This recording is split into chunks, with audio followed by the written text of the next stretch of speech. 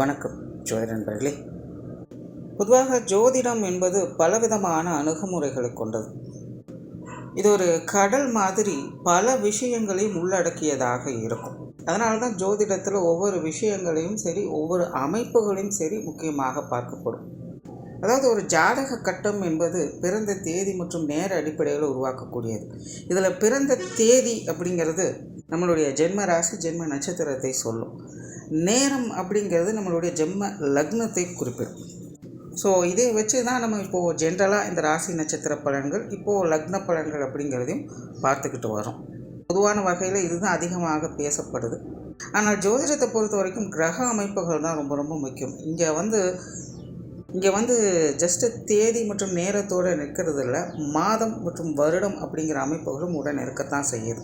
So கிரக அமைப்புகள் நாள், வாரம், மாதம், வருடம் அப்படிங்கிற அமைப்புகளில் பிரிக்கப்பட்டும் இருக்குது. அதாவது ஒவ்வொரு கிரகமும் சூரியனை சுற்றி வரக்கூடிய அந்த முழுமை பெறக்கூடிய அந்த அமைப்புகளின் படி ஒவ்வொரு கிரகங்களும் இப்படி நாளின் அடிப்படையிலும், மாதத்தின் அடிப்படையிலும், வாரங்களின் அடிப்படையிலும், வருடங்களின் அடிப்படையிலும் பிரிக்கப்பட்டு இருக்கு.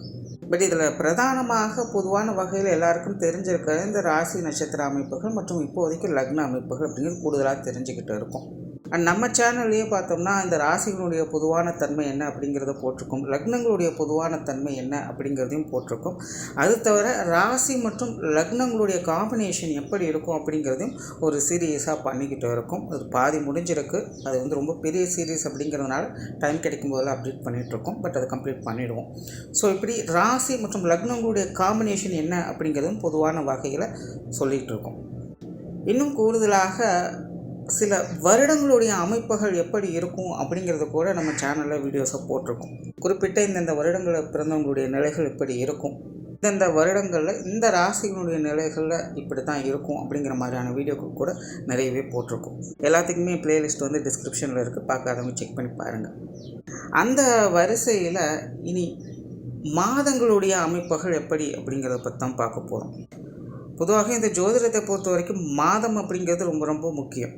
பட் அது பெரிதாக யாரும் கண்டுகொள்றதில்லை. ஏன் அப்படின்னா, மாதம் அப்படிங்கிறது சூரியனுடைய அமைப்பை வச்சு சொல்லக்கூடியது. இங்கே சூரியன் தான் எல்லாத்துக்குமே பிரதானம். சூரியனை மையமாக வச்சு தான் எல்லா கிரகங்களுமே இங்கே சுற்றி வந்துக்கிட்டு இருக்குது. அப்போ இந்த சூரியன் பாயிண்ட் பண்ணக்கூடிய இந்த மாதம் அப்படிங்கிறது ரொம்ப ரொம்ப முக்கியமானது. அப்படி இந்தந்த மாதங்களில் பிறந்தவங்களுடைய வாழ்க்கை நிலை பொதுவான வகையில் இப்படித்தான் இருக்கும் அப்படிங்கிறதும் ஒரு பொதுவான கருத்துக்கள் இருக்குது. அது என்னென்ன அப்படிங்கிறத பற்றி தான் இந்த பதிவுகளை நம்ம பார்க்க போகிறோம். பட் மாதம் அப்படின்னு வரும்பொழுது எனக்கு சில கன்ஃபியூஷன்ஸ் இருக்குது. என்னென்னா, பெரும்பாலான மக்களுக்கு தெரிஞ்சது ஆங்கில மாதம் தான். பட் ஜோதிடம் பிரதானமாக செயல்படுறது இந்த தமிழ் மாதங்களை வச்சு தான். அதாவது சூரியன் ஒவ்வொரு ராசிக்குள்ளேயும் 30 நாட்கள் இருக்கும். அந்த கால அளவை தான் தமிழ் மாதங்களாக வகுத்து வச்சாங்க. ஆக்சுவலாக சூரியன் எந்த ஒரு கிரகங்களையும் சுற்றி வட்டாது, பூமி தான் சூரியனை சுற்றி வந்துக்கிட்டு இருக்கும். பட் பூமியில் இருந்து பார்க்கும் பொழுது சூரியன் பூமியை சுற்றி வர மாதிரி ஒரு தோற்றம் கிடைக்கும். அப்படித்தான் 12 மாதங்கள் அப்படிங்கிறது ஒவ்வொரு ராசியின் அடிப்படையில் அது மாறிக்கிட்டு வரும்.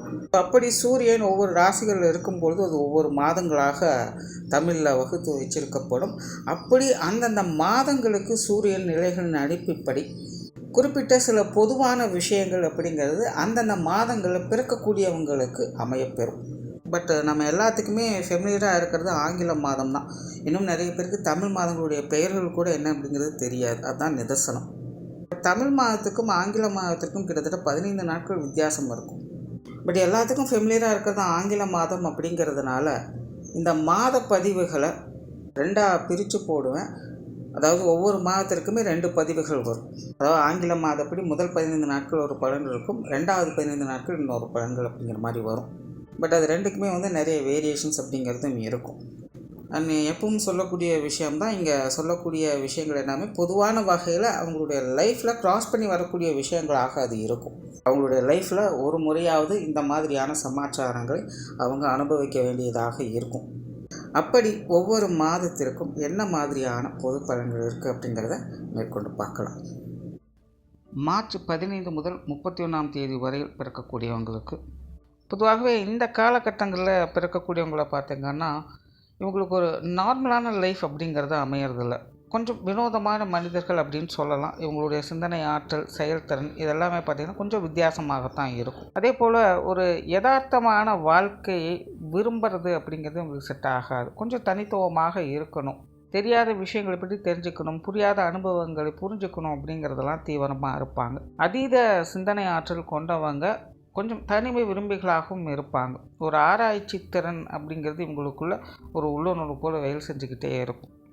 திரைக்கடல் ஓடியும் திரவியம் தேடு அப்படின்னு சொல்லுவாங்க. அந்த மாதிரி இவங்க பிறந்த இடத்தை விட்டு வெளி இடங்களுக்கு போய் ஜீவனம் பண்ணக்கூடிய அமைப்புகள் இருக்கும், அல்லது வசிக்கக்கூடிய அமைப்புகள் அப்படிங்கிறதும் இருக்கும். குறிப்பாக இவங்களுக்கு சுய ஜாதகத்தில் சுப கிரகங்களுடைய அனுகிரகம் பெற்றிருந்தாங்க அப்படின்னா தனிப்பட்ட முறையில் இவங்களுடைய வாழ்க்கை நிலை அப்படிங்கிறது நல்லபடியாகவே இருக்கும். பட் இருந்தாலுமே சொந்த பந்தங்களோடு, உற்றார் உறவின் நண்பர்களோடு சேர்ந்து இருக்கும்படியான சூழ்நிலைகள் அப்படிங்கிறது உங்களுக்கு அமையாது. பட் அதுவே அசுபஸ்தானங்கள், அசுப கிரகங்களுடைய சேர்க்கை ஏற்படுது அப்படிங்கும்பொழுது சொந்த பந்தங்களோடு, உற்றார் உறவினர்களோடு ஒன்றாக இருந்தாலும் கூட இருந்தும் இல்லை அப்படிங்கிற நிலைகளை தான் அவங்களுடைய நிலை அப்படிங்கிறதுக்கும் பெரும்பாலும் ஒரு தனிமைப்படுத்தப்பட்ட போல கொஞ்சம் உணர்வாங்க.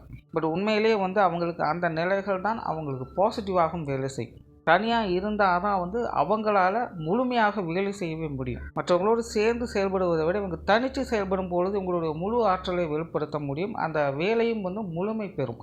மற்றவங்களோட சேர்ந்து வேலை செஞ்சிங்கன்னா ஏதாவது குழப்பி விட்டுடுவாங்க, ஐடியாவை மாற்றிடுவாங்க, ஏதோ ஒரு கன்ஃபியூஷன்ஸ் அப்படிங்கிறது அங்கே இருந்துக்கிட்டே தான் இருக்கும். அதே போல் இந்த காலகட்டங்களில் பிறந்தவங்க பார்த்திங்கன்னா ஆன்மீக ஆற்றல் மற்றும் அறிவியல் ஆற்றல் மிக்கவங்களாக இருப்பாங்க. இயற்கையாகவே இவங்ககிட்ட இந்த ஆராய்ச்சி அறிவு அப்படிங்கிறது இருக்கும். அதனாலே நிறைய தர்க்கவாதங்கள் அப்படிங்கிறதும் இவங்களுக்கு உண்டு. ஏன்னா நுனிப்புள் மேயறது போல சும்மா எல்லாமே கடமைக்காக செய்யணும் அப்படிங்கிற நினைப்பெல்லாம் இவங்களுக்கு இருக்காது. எதாக இருந்தாலும் காரண காரியம் அறிந்து அதனோட உட்பொருளை புரிந்து நம்ம அதை செயல்படுத்தணும் அப்படின்னு நினைப்பாங்க. அதனால் எந்த ஒரு விஷயமாக இருந்தாலும் அதனுடைய அடி ஆழம் வரைக்கும் சென்று காரண காரியங்களை அறிந்து அதை செயல்படுத்திட்டு வருவாங்க. பட் இது ஒரு நார்மலான லைஃபுக்கு நார்மலான மனிதர்களுக்கு செட் ஆகிறது இல்லை. அவங்க அப்படியே காலம் போகிற போக்கில் போகத்தான் பார்ப்பாங்க. ஸோ இவங்க அப்படியெல்லாம் போகக்கூடாது. நம்ம எதாக இருந்தாலும் யூஸ்ஃபுல்லாக சரியான காரண காரியங்களோடு செயல்படுத்தணும் அப்படின்னு நினைப்பாங்க. பட் இந்த விஷயங்களை பெரும்பாலும் இவங்களுக்கு இந்த கான்ட்ரவர்சி நிலை அப்படிங்கிறது இவங்களுக்கும் மற்றவங்களுக்கும் ஏற்படும். இதனாலேயே நிறைய பொது விஷயங்கள் மற்றும் பொது காரியங்கள் இவங்களுடைய பங்களிப்புகள் அப்படிங்கிறது ரொம்பவுமே குறைவாகத்தான் இருக்கும். அதே போல் இவங்களுடைய வாழ்க்கை அப்படிங்கிறது கிட்டத்தட்ட ஒரு எக்ஸ்பெரிமெண்ட் மாதிரி தான் இருக்கும். பட்டறிவு மிக்கவர்கள் அப்படின்னு சொல்லலாம். ஒவ்வொரு விஷயங்களும் பட்டு தெரிஞ்சுக்குவாங்க. ஒரு நல்ல அனுபவசாலிகளாக திகழ்வாங்க. வாழ்க்கையின் கடைசி காலகட்டங்களில் ஒரு நல்ல வழிகாட்டியாகவும் ஆசானாகவும் இருக்கக்கூடியவங்களாக இருப்பாங்க.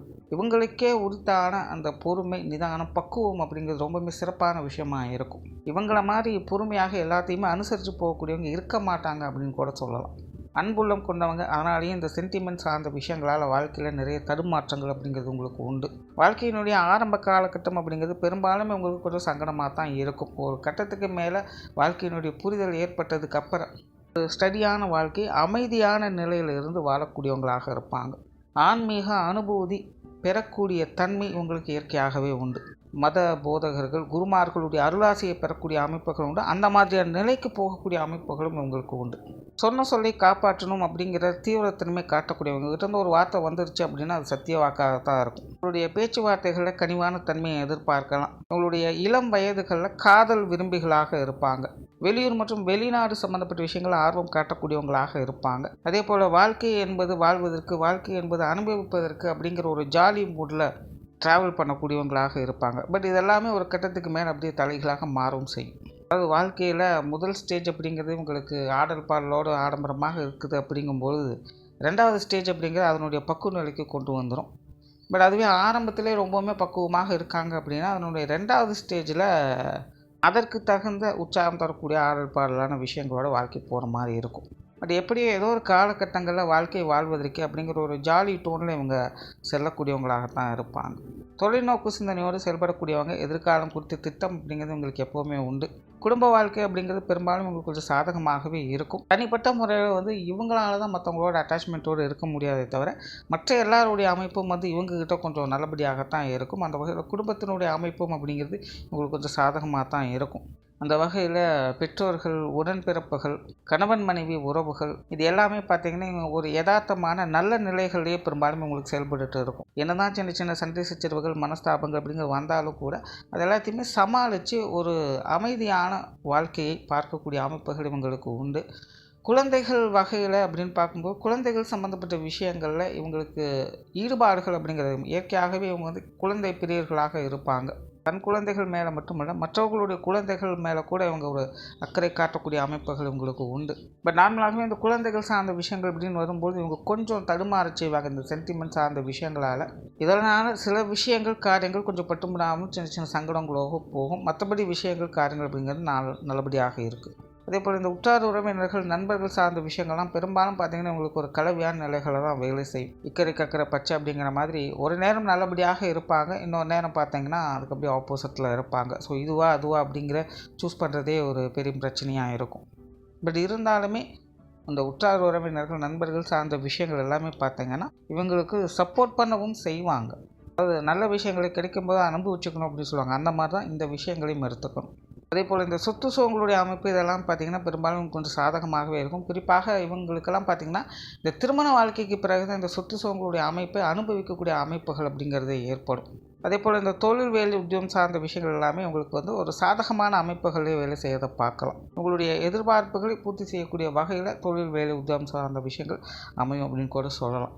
ஸோ ஓவராலாக இந்த மார்ச் மாதம் 15லேருந்து 31ஆம் தேதி வரை பிறக்கக்கூடியவங்களை பார்த்திங்கன்னா தனிப்பட்ட முறையில் பார்த்திங்கன்னா இவங்களுடைய நிலை அப்படிங்கிறது யதார்த்த வாழ்க்கையிலேருந்து கொஞ்சம் தனிச்சிருக்கிற மாதிரியான விஷயங்களை பார்க்கலாம். பட் ஓவராலாக மற்ற விஷயங்கள் அணுகுமுறைகள் அப்படின்னு பார்க்கும்போது எல்லாமே பார்த்திங்கன்னா ஒரு நார்மல் லைஃப்பை லீட் பண்ணக்கூடிய அமைப்புகளை இவங்களுக்கு எப்போவுமே நல்லபடியாக கொடுத்துக்கிட்டு தான் இருக்கும். ஸோ அதெல்லாத்தையுமே வந்து இவங்க கொஞ்சம் பேலன்ஸ் பண்ணி அனுசரித்து கொண்டு போயிட்டாங்கனால போதும். இவங்களுடைய வாழ்க்கை அப்படிங்கிறது எப்போவுமே சாதகமான நிலைகளிலேயே இருக்கும். நன்றி, வணக்கம், வாழ்க வளமுடன்.